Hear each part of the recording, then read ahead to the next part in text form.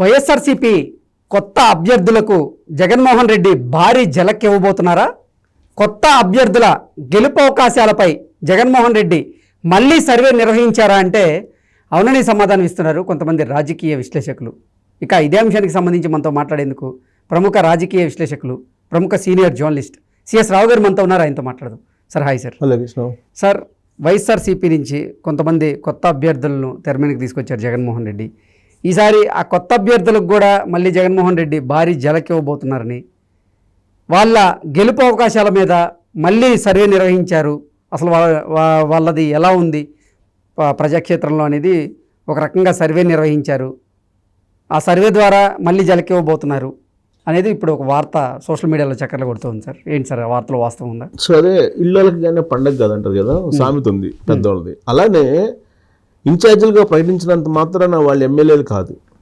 ఆ విషయం చాలా క్లారిటీగా ఆయన చెప్పాడు. సమన్వయకర్తలు మాత్రమే అన్నాడు మార్చేటప్పుడు కూడా. నియోజకవర్గాలకు సమన్వయకర్తలను ఏర్పాటు చేస్తున్నానని చెప్పి అన్నారు, కానీ నియోజకవర్గాలకి నేను అభ్యర్థులని ప్రకటిస్తున్నానని చెప్పి అన్నా ఎక్కడ.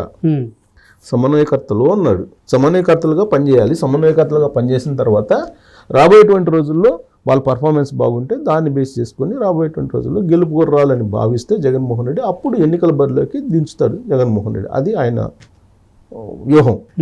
అయితే ఇప్పుడు ఏంటి, దాదాపుగా 5 లిస్టులు వచ్చాయి బయటికి, అంతే కదా? 5 లిస్టులు బయటకు. 5 లిస్టు కూడా కసరత్తు జరుగుతుంది, ఇంకా అఫీషియల్గా అనౌన్స్ చేయలేదు. ఈ 5 లిస్టులు ఏంటి, వాళ్ళు అభ్యర్థులు కాదు, సమన్వయకర్తలు. ఫస్ట్ లిస్టులోనేమో 11 మంది, రెండో లిస్టులో 26 మంది, మూడో లిస్టులో 23 మంది.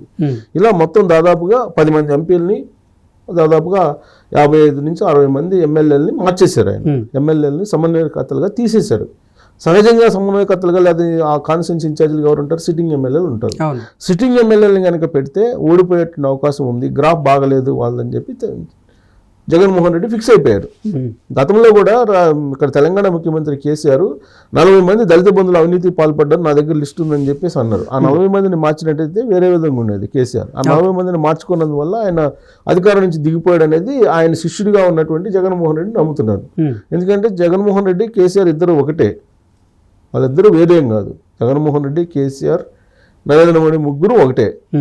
కాబట్టి ఇక్కడ తన గురువు ఓడిపోయాడు కాబట్టి 40 మందిని మార్చినందువల్ల అక్కడ మార్చి తను గెలవాలనేటువంటి ప్రయత్నం చేస్తున్నారు.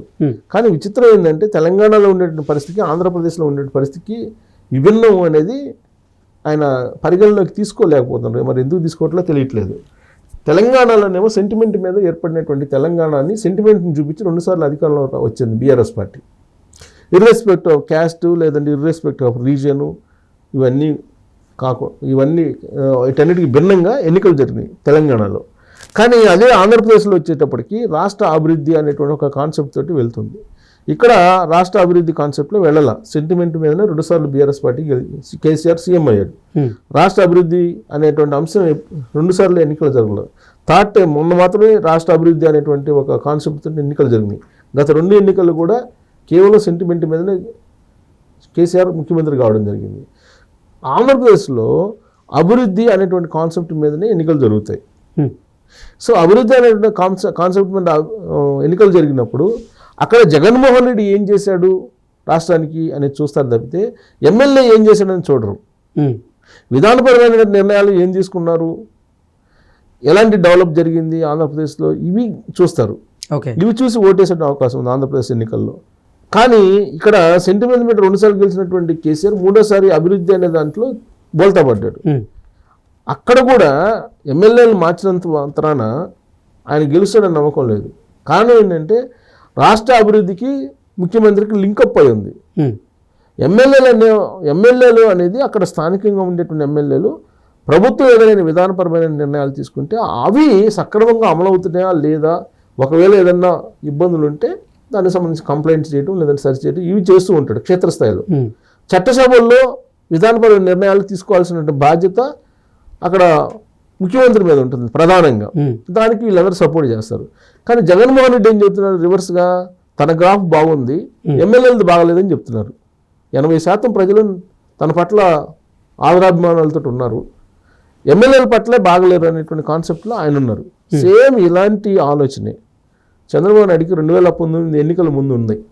నేను రోడ్డు వేసాను, నేను మరుగుదొడ్లు కట్టించాను, నేను మంచినీళ్ళు ఇచ్చాను, నేను క్రిస్మస్ కానుక ఇచ్చాను, నేను ముస్లిమ్స్కి జెరూసలం పంపించాను, లేదంటే నేను రైతులకి సహాయం చేశాను, కాబట్టి ఇన్ని చేసినటువంటి నాకు ఓటు ఎందుకు వేయరు, నేను తాగుతున్న నీళ్ళు నేను వేసిన రోడ్డు మీద నడుస్తున్నారు, నాకెందుకు ఓట్లేరు, 80% నా వైపే ఉన్నారు అని చెప్పి ఆయనే అన్నాడు 2019 ఎన్నికల ముందు చంద్రబాబు నాయుడు.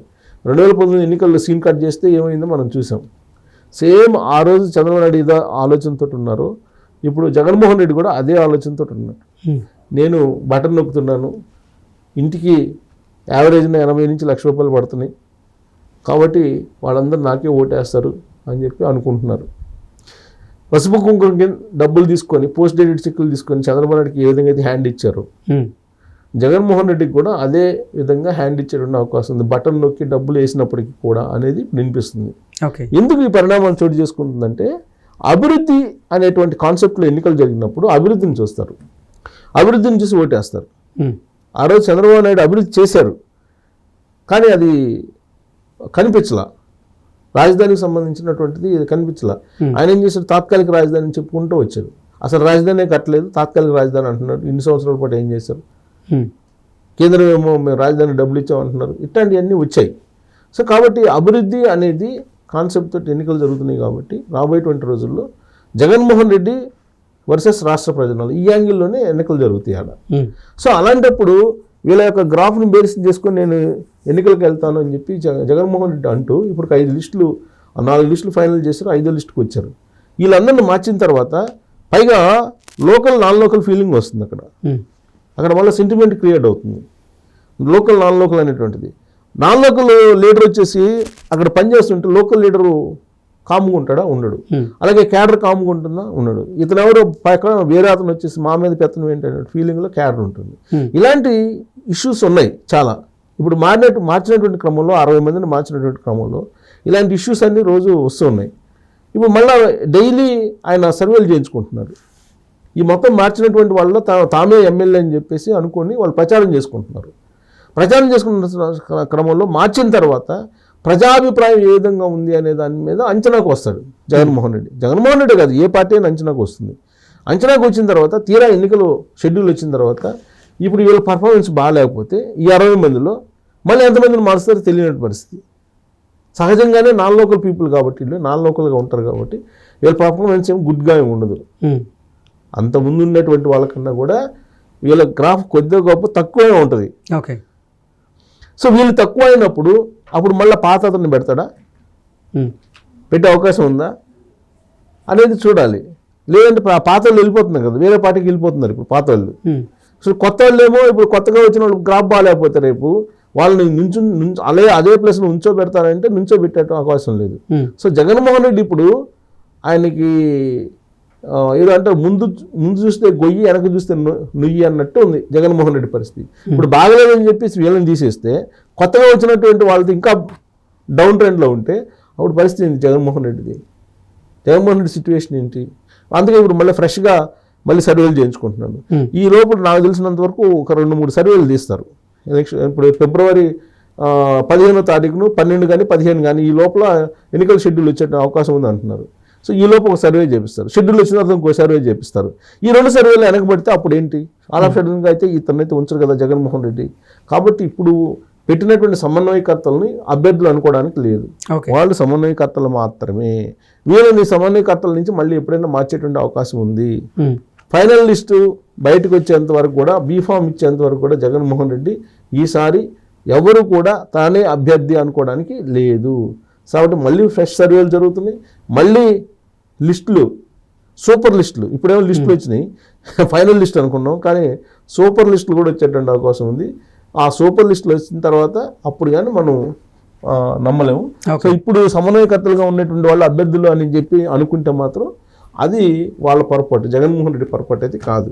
సో కాబట్టి జగన్మోహన్ రెడ్డి తన గ్రాఫ్ బాగలేదు అని చెప్పి అనుకోకుండా ఎమ్మెల్యే గ్రాఫ్ బాగలేదు అని చెప్పేసి గందరగోళం చేసినటువంటి పరిస్థితుల్లో ఆయన మరింత నష్టపోయేటువంటి అవకాశం కూడా లేకపోలేదు. ఫ్రెష్ సర్వేలు కనుక వస్తే, బయటకు వస్తే అసలు వ్యవహారం ఏందనేది ఆయనకి పూర్తిగా బోధపడే అవకాశం ఉంది. Okay sir, thank you so much.